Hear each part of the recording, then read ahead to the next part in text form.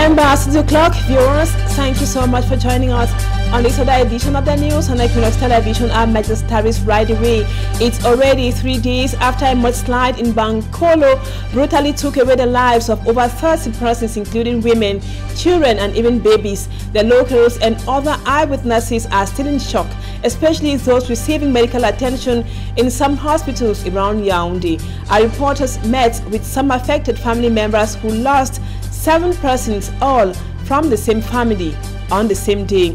We bring to you some very heartbreaking reactions in this edition of the news. And also, Cameroonians continue to decry high cost of living as this year draws to a close. Prices of goods of basic necessities, especially foodstuff, keep on increasing at a geometrical rate in most markets across the national territory, making it really hard for parents and guardians to feed their families. Those are our major stories. Details and more when we come back.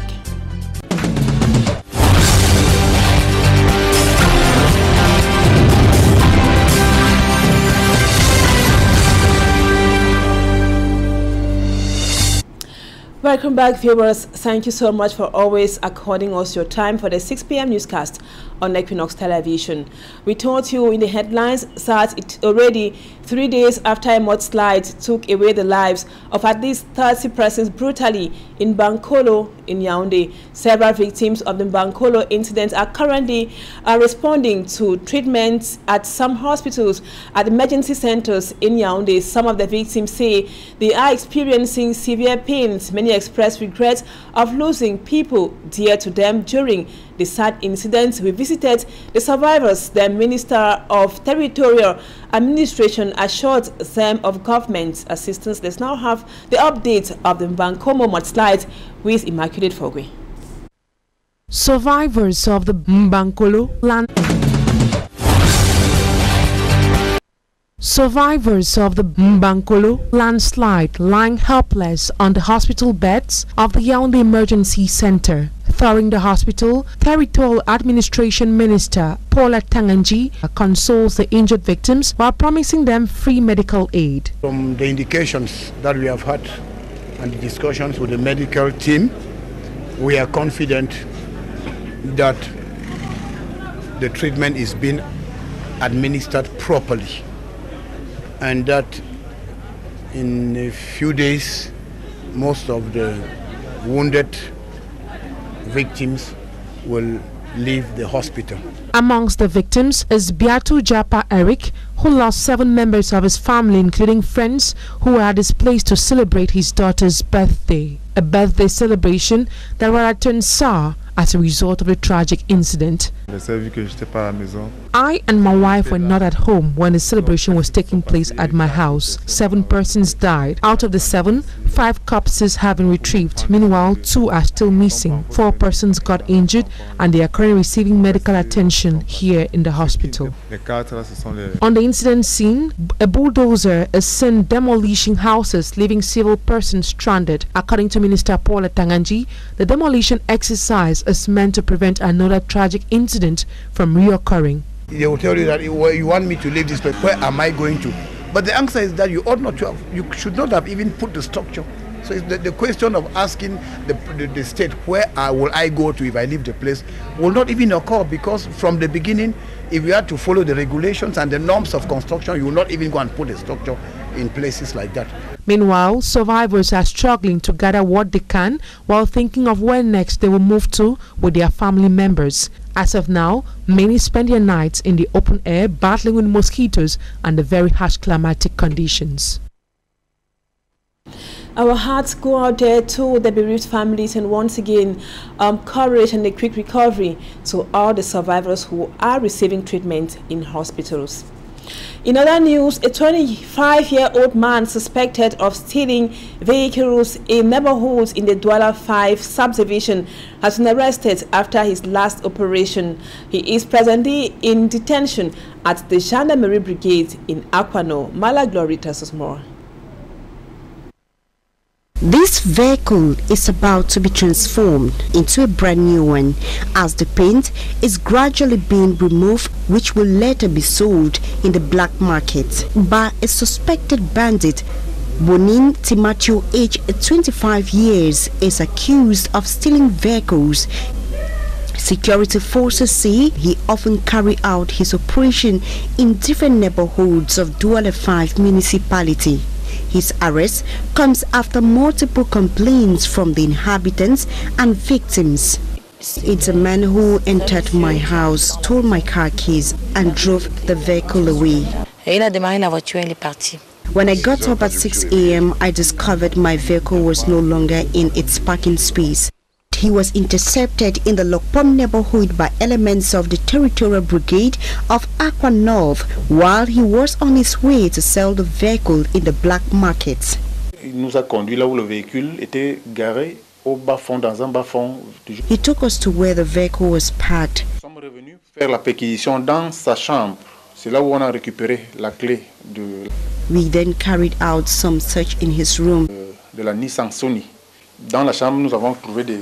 That was where we collected some car keys and car documents. Presented to the public, the 25-year-old bandit says he operated both at night and in broad daylight. Security forces say the suspect will be handed over to the state prosecutor at the Wuri High Court for justice to take its course. The commander of the Gendarmerie Brigade of Equinoxe and from the inhabitants, the close collaboration. Meanwhile, elements of the judicial police have presented a man who attempted killing his brother in Betwa in the east region of the country. The accused was arrested after thorough investigations at his hideout in the Nguso neighborhood in Yaoundé. Smart Jikan Gabriel tells us more.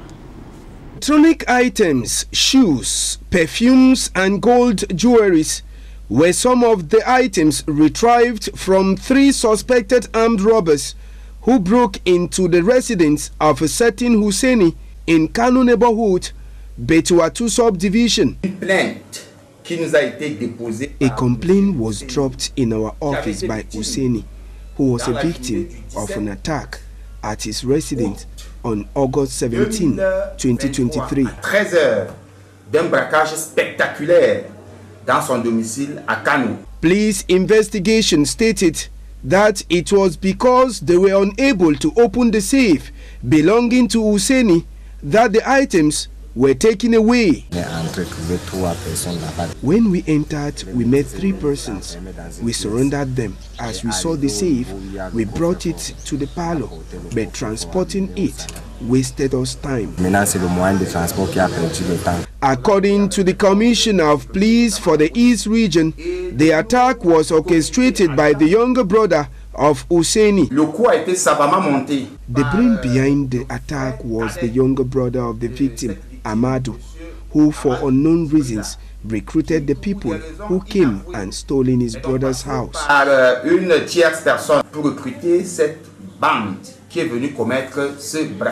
Reports say that the 3 suspects had disguised like workers of the electricity production and distribution company before they broke into the residence of Husseini, and with the aid of 2 well-loaded automatic pistols, they successfully surrendered the people they met at home and took away the items. The 3 were arrested at their hideout in the Ngusu neighborhood of the Central region before they were brought back to Betua in the East region. And we told you in the headlines, viewers, that Cameroonians continue to complain about the high cost of living, especially the cost of goods of basic necessities, especially foodstuffs, in markets across the national territory, making it really hard for them to feed their families. Our reporter Mala Glory was at the Bepanda market here in Douala. She now tells us more. We are at the Bepanda market in the Douala 5 municipality. Traders here decry the drastic hike in the prices of basic commodities, a situation which affects households in the city of Douala. Tout est devenu cher sur le marché. On ne sait pas. Te dire on a augmenté le prix du péage. Ça ne va pas là-bas. Le carburant est cher. Food items such as corn, Irish potatoes, highly cultivated in the west region and the northwest regions, now too costly for consumers as the stock is limited on the market. All sectors are affected, as this exceller says. Nous sommes passés de 1500 francs A tray of egg that used to sell at 1,500 francs before the outbreak of bird flu increased to 2,200 francs during the COVID-19 pandemic. Today, it is sold at 2,500 francs, a situation which has affected the cost of living in the city of Douala. Housewives find it difficult to satisfy their families.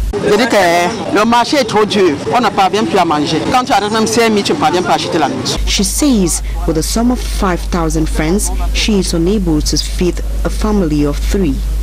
The population of Douala, just like in other regions, fear things might get worse as the end-of-year festivities are fast approaching. In other news, agricultural and agri-food transformation in small and medium-sized enterprises are facing many challenges in Cameroon. They spoke out their challenges during the 2023 networking days in Douala today. The Small and Medium-Sized Enterprises Promotion Agency says it is working out some solutions to their plight. Babila Jonathan spoke with some of them. He now compiled this report for the news. Local agricultural and agri-food transformation is gaining grounds in Cameroon. More and more small and medium-sized agri-food enterprises are transforming almost all foodstuffs. We process soybeans and soybeans-related products. What we have before us here is cassava fufu flour, representing our organic palm oil. Despite the huge potential of this domain and its contribution to the country's economy, development and emergency drive, the enterprises of the sector are facing many challenges. Most Cameroonians don't believe in Cameroon-made products. They believe so much in imported products. We have the problem of financing. We have the high cost of cassava, farm-to-market routes. At times we face difficulties in transporting our raw materials, which is primarily cassava, from the farms to our processing site, which is in Limbe. The certification of products of the local agri-food enterprises is another uphill task at the national and international levels. There's bureaucratic challenges, obviously. The requirements are many, but we're trying to break them. During the opening of the 4th National Networking Days for parties involved in the agricultural and agri-food value chain, we asked the Director General of the Small and Medium-Sized Enterprises Promotion Agency what the institution is doing to solve the problem of the producers. We have a business coach. We have many consultants to help them to improve their competitiveness through packaging, quality and traceability of their product. Local certification, yes. We work with Lanacom, we work with CTA, we work with ANOR. The National Networking Days is focused on the upgrading of the quality of agri-food products as a springboard for import substitution, as a factor in food safety, and as a source of performance for small and medium-sized enterprises. Now let's listen to some business persons from the Northwest and Southwest regions who complain that insecurity has been a major setback to agricultural production.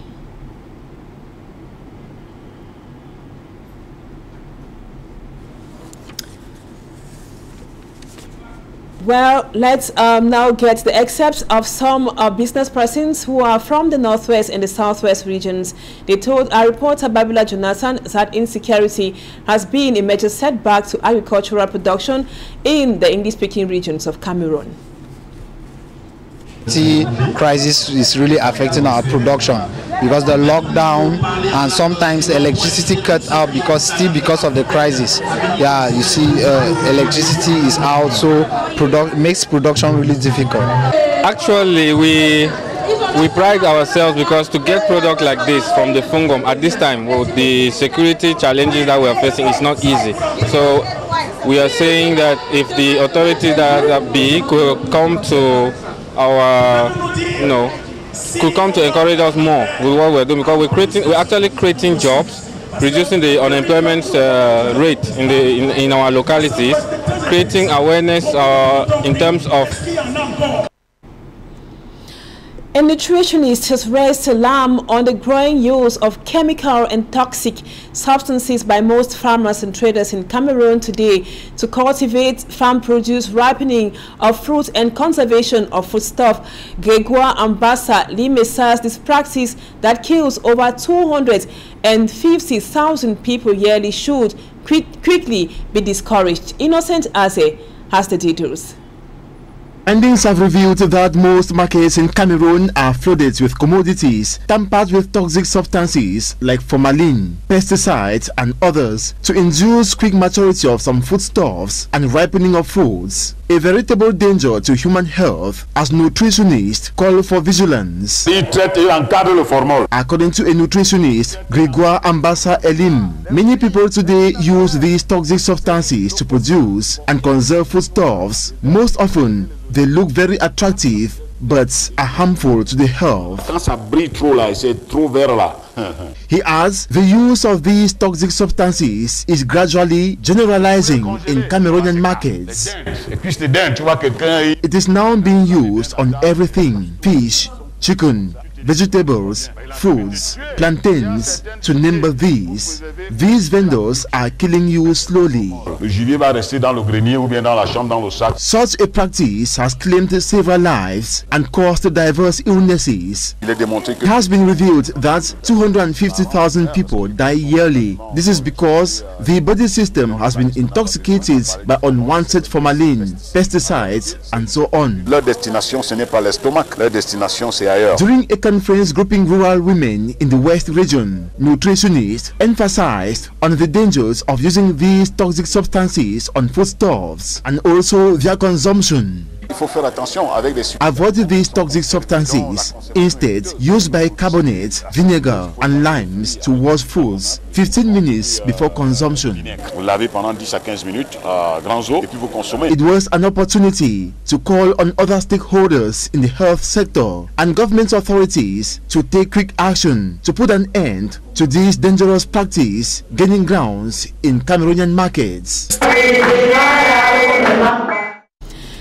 Now in foreign news, we make a stop first in the Republic or the DRC, where President Felix Tshisekedi receives Oligui Nguema, interim president of Gabon, who wishes to increase diplomatic meetings to reintegrate the economic community of Central African States, ECOWAS. And in neighboring Chad, Mohamed Idriss Deby, transitional president, makes a tour of his first year at the head of his country. Let's now have more on our foreign page stories with Cedric Chakutio. In Chad, transitional president Mohamed Idriss Deby made a tour of his first year at the head of the country's second phase of transition, a mandate which began on October 10, 2022 at the end of an inclusive and sovereign national dialogue, which then renewed it for a period of 24 months. According to him, the first reason of satisfaction is the fact of having managed and maintained peace in the country, while many wanted to make it fall back into violence and abyss. Mohamed Idriss Deby fully assumes his firmness, which he says accompanied with an outstretched hand to those who agree to make the peace of the brave, a policy which paved the way for the Doha peace agreement, part of the Chadan political military movement in August 2022. Over to the Republic Democratic of Congo, President Felix Tshisekedi will receive General Oligui Nguema, interim president of Gabon. As during his previous trip, he will come to please the cause of the transition, insisting on the fact that more than a coup d'etat, his takeover was, according to him, legitimate and inevitable so as to prevent post-election violence. Moreover, Gabon is seeking to normalize its situation and would like to regain its place in the economic community of Central African States, ECOWAS, quickly. It should be recalled, on Tuesday, General Oligui Nguema detailed to the organization mediator Faustin Archange Touadéra the latest developments in the transition, such as the appointment of parliamentarians and the announcement of a national conference next April. And in Rwanda, the Human Rights Watch organization earlier on Tuesday accused the Rwandan authorities of being responsible for murders, beatings and kidnappings of dissidents abroad and called on the international community to fight against this extraordinary expression. Human Rights Watch also points the role played by Rwanda embassy officials or members of the Rwandan community abroad on international network of diaspora associations linked to the Ministry of Foreign Affairs. However, all these accusations have since yesterday evening been brushed aside by Kigali. But Human Rights Watch on their side continue to present a distorted image of Rwanda. And now we talk sports, viewers. The Indomitable Lions of Cameroon will to know their opponents at the next African Nations Cup after the draw ceremony on Thursday. That will be tomorrow in Ivory Coast, precisely in Abidjan. Before the draw ceremony, the Confederation of African Football (CAF) had published their seedings. Cameroon risks playing against Ivory Coast, Morocco, Senegal, Tunisia, Algeria, or Egypt in their group, as Madikan Gabriel reports. The capital of Ivory Coast, Abidjan, is already showing a foretaste of their hospitality to visitors who are arriving for the draw ceremony of the 34th edition of the CAF African Nations Cup. It was a busy airport that Equinoxe TV team already in Abidjan met as different delegations of the qualified teams arrived. Before the draw ceremony this Thursday, the Confederation of African Football (CAF) had revealed the seedings for the draw last September 22nd, 2023. CAF says the seedings were done based on the FIFA ranking for the month of September, and all 24 qualified teams were divided into 4 pots. According to the seedings, the Indomitable Lions, who won their first continental title when Ivory Coast hosted the tournament in 1984, was dropped in pot 2 alongside teams like Nigeria, Mali, Burkina Faso, Ghana, and the Democratic Republic of Congo, implying that Cameroon won't meet with any of its pot mates at the competition. But Cameroon is sure to clash with any of the teams in pot A, made up of Ivory Coast, Morocco, Senegal, Tunisia, Algeria, and Egypt. Teams in pot 3, South Africa, Cape Verde, Guinea, Zambia, Equatorial Guinea, and Mauritania, as well as teams found in pot 4, Guinea-Bissau, Mozambique, Namibia, Angola, the Gambia, and Tanzania. The 24 teams will be spread across 8 groups, with the best 2 teams each sailing through to the round of 16 of the tournament that will kick off on January 13, 2024. Senegalese superstar and R&B artist Aucun will be the hosts of the event this Thursday.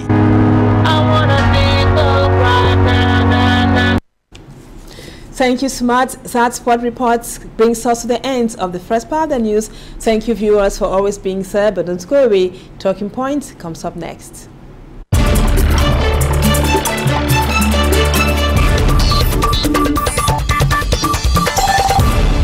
Welcome back, viewers. Tonight we are going to be talking health, and our guest tonight is Dr. Hugo Mbachu. He is a pneumologist and the president of the Association of Pneumologists in Cameroon. Doctor, thank you so much for accepting to be our guest on Talking Point tonight. Today we are talking air pollution and its consequences. Now, when we talk about air pollution, what should come to our mind first?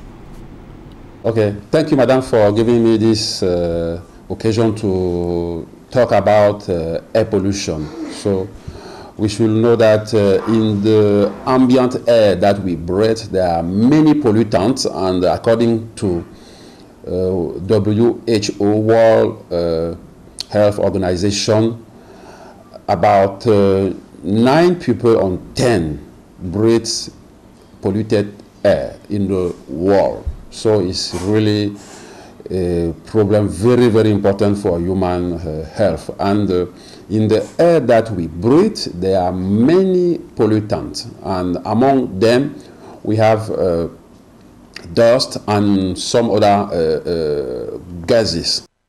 And Doc, you made us to understand that there are various pollutants, several aspects that cause air pollution. Can you tell us some of the various types of pollutants, aspects which pollute the air? Different types of pollutants. We have particle matters that are usually contained in dust in the air that we breathe. And I was saying that these particles have different sizes, and some of them are very, very small and can go into the lungs, remain there, cause damage there, and can even pass into the bloodstream and cause damage in the other organs, like heart, like brain, like stomach, like other organs. So a part of this dust particle, we have gases like carbon monoxide, like sulfur dioxide, like oxygen, nitrate, and there are so many. They have different effects on human health. And now, doctor, we know that human beings live on oxygen. If there is no oxygen, a human being ceases to exist, you die. So we breathe air on a daily basis, and you're trying to tell us that the air we breathe sometimes can be very polluted. Can you tell us now, what are some of the consequences of breathing, should I say, polluted air to our lungs or to our health as a whole? Okay, air pollution has a negative impact on the human health. Firstly, the respiratory apparatus will be impacted by diseases like pneumonia, infection of the lungs. So someone who is exposed to dust, to air pollution, can easily get lung infection, a pneumonia. We also have asthma, which is an allergy, a respiratory allergy. We also have asthma. It's a very severe disease that can even lead to death if the patient is not properly treated. We also have rhinitis, what we call allergic rhinitis. You have itching nose with running nose. So this respiratory allergy. Still in the lungs, we have lung cancer. We have lung cancer that can be caused by the contact with air pollutant. We have some other chronic respiratory diseases which are a little bit complicated. And Dr. Mbatu, in the course of our chat of air, you made us to understand that not only the lungs can be affected by air pollution, but also the brain. Can you explain further? We then also have the brains. When we are exposed to air pollution, we may have what we call stroke. So, cerebrovascular accident, which can cause paralysis in some patients. So it's very important to know that we have cardiac or cardiovascular diseases like cardiac crisis or heart failure and some other diseases of the heart that can be aggravated by air pollution. Then we have cancers. I thought about lung cancer. We may have also some other cancer like stomach cancer, and then cancer of the urinary tract. Then coming to the mother and child health, we have premature delivery for pregnant women, and also preterm delivery or delivery with children with low birth weight. So these are different impacts of air pollution on human health. So it means we need to be very careful with the air we breathe. Doctor, now let's talk about this group of people who are very most often exposed to air pollution. We're talking about bike riders. Commercial bike riders, more precise, they ride their bikes 24 or 12 hours in a day. So they're exposed to air, which might not be very pure. We also have these people, they call them the millers in the markets, who mill maize, and they're exposed to particles which are in the air almost on a daily basis for several hours. Can you tell us now what risks they are exposed to? Yes, concerning motorbike riders, what we call benziking in our cities here in Cameroon, they are exposed to ambient air pollution with the different pollutants that I've given the list before, and as it is this type of air pollution, they will be exposed to respiratory diseases, to cardiovascular, to stroke, to cancers, and so on. This is the case of motorbike riders. Now, concerning grind masters that we have in some of our markets, they are exposed to a specific dust, which is wheat. So these are organic dust that will impact mostly respiratory diseases and allergic respiratory diseases, the first of them being asthma. So they are very exposed to asthma crisis, these guys dealing with maize and so on. They are also exposed to what we call allergic rhinitis. This is running nose with itching nose, and also pneumonia. Pneumonia is an infection of the lungs. So that's a different risk of these guys exposed to dust due to weight, to flour. Thank you, Doc. We would have loved to have your advice as a pneumologist to reduce the risk of air pollution, but because of limited time, we might not be having that response. But just let our viewers know that off-air, Dr. Mbachu Hugo told us that taking pig milk or unsweetened milk so as to reduce your risk of air pollution does not do any good to you. So you should always contact or consult with a medical doctor, especially a pneumologist, when you have any issues with your lungs. Thank you, Doctor, for accepting to talk to us on Equinoxe Television tonight, and hope to have you some other time. Viewers, thank you too for always being there. Our programs continue. Equinoxe Soir in about 30 minutes, and the news in the French language at 8 p.m. Stay with us on Equinoxe Television. Bye-bye for now.